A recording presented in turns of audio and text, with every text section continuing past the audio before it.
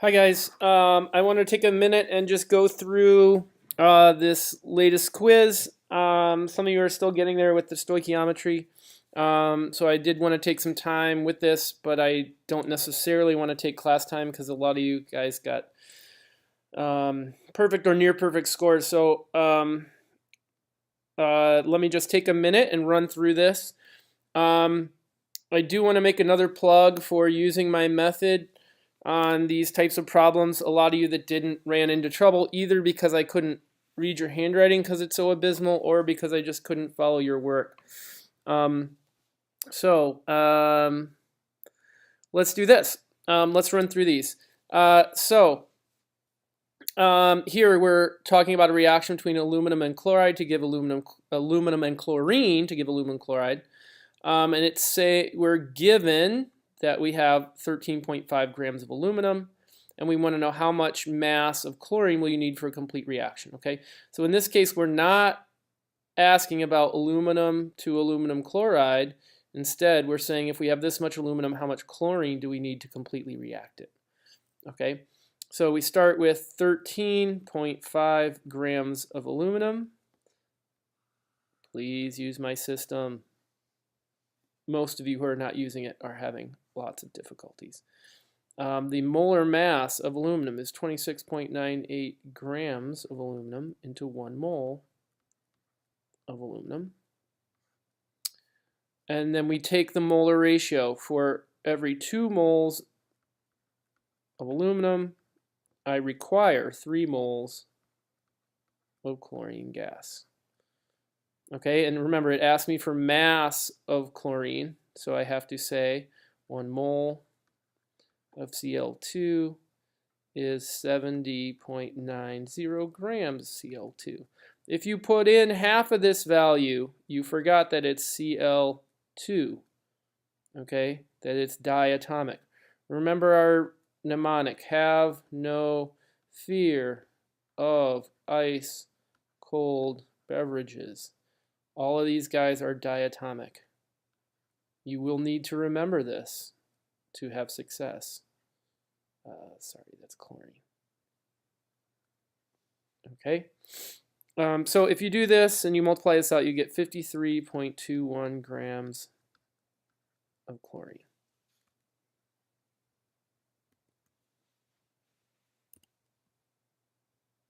Then it asks how many moles of chlorine are required to make 12.37 moles of aluminum chloride. So in this case, we are asking about the relationship between a reactant and a product. So we are asking about moles of aluminum chloride. If you see this, you should be happy. You should be doing the happy dance. You're already in moles. Okay? And your destination is in moles. That means we have a relatively simple conversion here using only the molar ratio. So we start with 12.37 moles of aluminum chloride. And then we use the fact that to get 2 moles of aluminum chloride requires 3 moles of chlorine gas. All right, there are no other steps. You do not have to keep going on and on and on. All right, if you multiply this out, you get 18.55 moles of chlorine.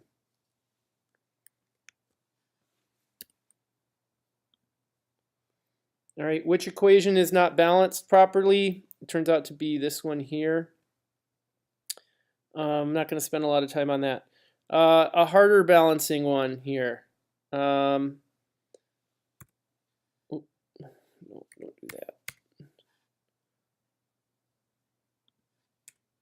that. When the equation is balanced, the coefficient of oxygen turns out to be 19. Okay, so the strategy here is first you would want to go after carbons and balancing carbons. All right, that would give you 6 carbons here. The carbons are then balanced at that point.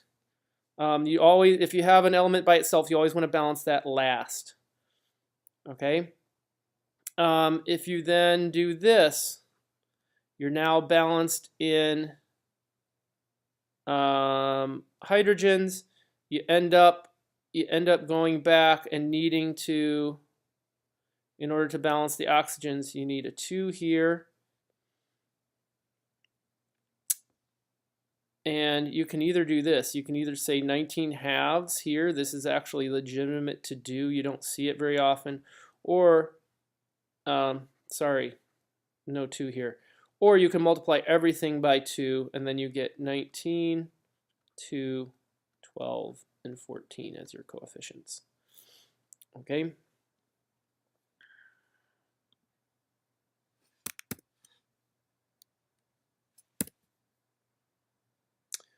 Which of the following is equal to Avogadro's number? For this one, you had to remember that bromine is really Br2. So if you have 1 mole of these, you have 2 times Avogadro's number of atoms. So atom versus molecule. Molecules are atoms that are joined together by covalent bonds. Atoms are the individual nuclei and electronic clouds. B is the number of molecules of chlorine in a half a mole. No, then you'd have half of Avogadro's number. Number C, number of molecules of nitrogen. So nitrogen is N2, and that's correct. Number of molecules of nitrogen in 1 mole of nitrogen gas. Okay. Number of atoms in 1 mole. No, this would be 2 times Avogadro. Okay, so this would be 2 Avogadros. This would be 1/2 Avogadro for number B, for B. Okay, so that's the correct answer there. How many atoms are in 0.75 moles of titanium? You just have to multiply 0.075 times Avogadro's number, and you get D, 4.5 times 10 to the 22nd.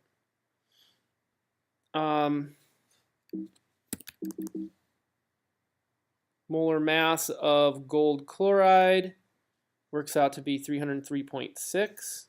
Number of moles in 432 grams of barium nitrate. You have to work through the molar mass of barium nitrate. You should get 261.33 grams per mole. And then you just take 432 grams divided by 261.33 grams to give you moles. All right, and if you do this correctly, you get C.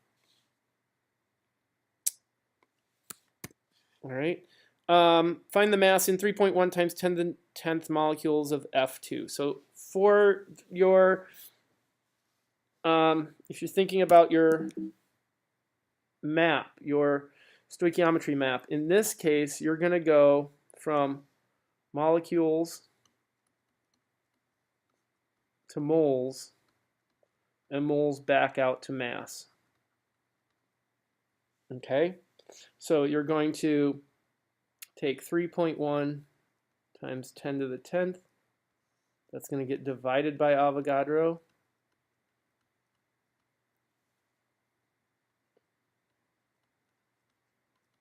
That's going to give you moles of F2. And then you're going to say 1 mole F2 has a mass of 38 grams of F2. Okay, if you do that, I know that's a little hard to read. You get 1.95 times 10 to the minus 12th grams of fluorine gas. Okay, that's a very tiny mass, but you also have much, much, much, much less than a mole. 10 to the 10th is much, much less than 10 to the 23rd. Okay. Find the number of moles in 607 grams of argon. You just need the molar mass of argon. So 607 grams of argon.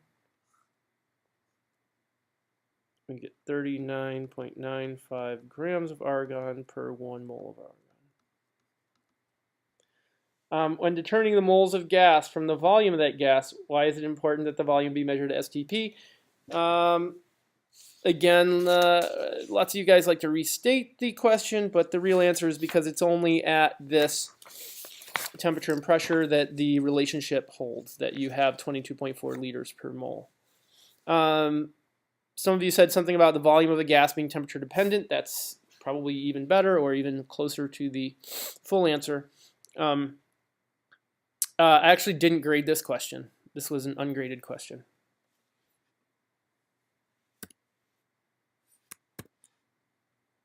All right, so here's the question everybody probably hated and despised. Really, I did two things here. I graded the balancing, and then I treated the Stoich problem as a bonus. So the fat of a hump in the hump of a camel is a source of both energy and water. Calculate the mass of water produced when 1 kilogram of fat is metabolized. Assume the fat is tristerin, a typical animal fat. Tristerin reacts with oxygen to form only CO2 and H2O. Okay, this is kind of a bear to balance. I will give you that. I did give you a hint to put a 2 in front of the tristerin. Okay. So if we write out this reaction, we get tristerin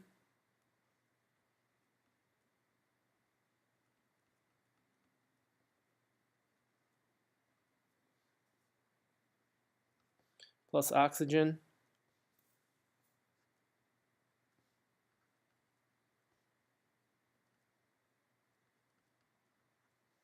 okay.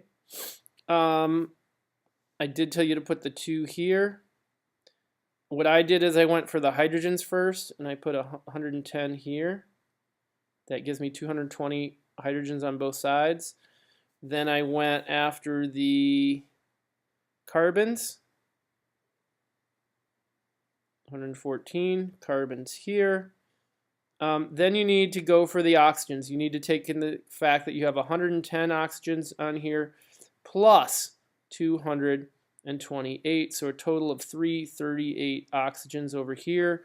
You already have 220 of them from the tristerin, so 338 minus 220 gives you 118. Excuse me. Sorry, you have, scratch that. You have 338 to account for. You have 338 on this side. You need 338 on this side. You have 12 from your tristerin. So 338 minus 12 is 326 oxygens. But you have to keep in count, you have O2, so you need half that, or 163 oxygens. Okay, so that was a little bit of a bear. Hopefully you follow that logic. But if you go through and deal with your balanced equation,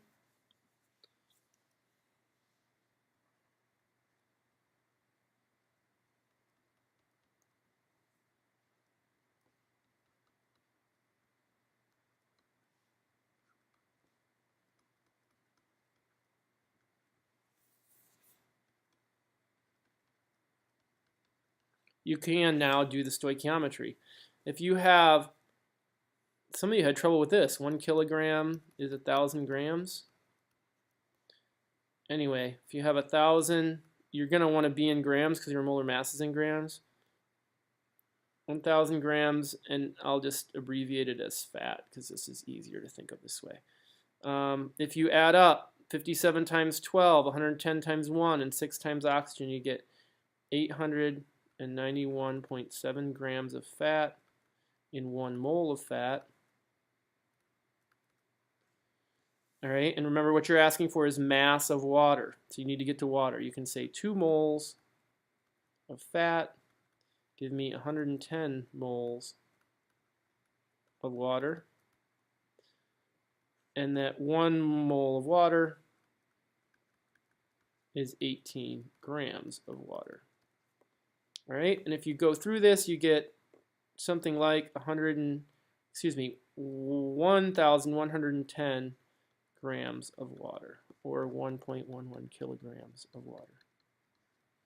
Okay, this piece was graded for 2 points. The Stoich was treated as a bonus. Okay, hope that helps.